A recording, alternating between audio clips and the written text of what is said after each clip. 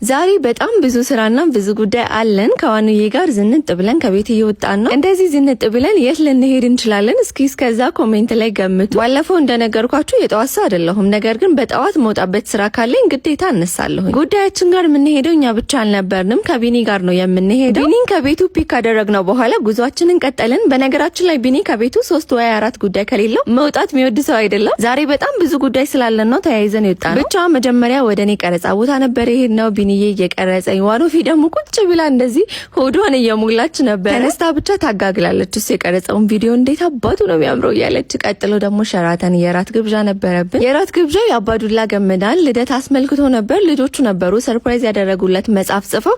በጣም የሚገርም ምሽት ነበር። አባቶቻችንን እንደዚህ ማስደሰት መቻል በጣም ትልቅነት ነውና እግዚአብሔርን በጣም የቀናውበት ምሽት ነበረ። በጣም ቆንጆ ጊዜ አሳልፈን ራታችንንም በልተን ወደ ቤታችን ሄድን ማለት ነው። ወዳችኋለሁ። መልካም ጊዜ ባይ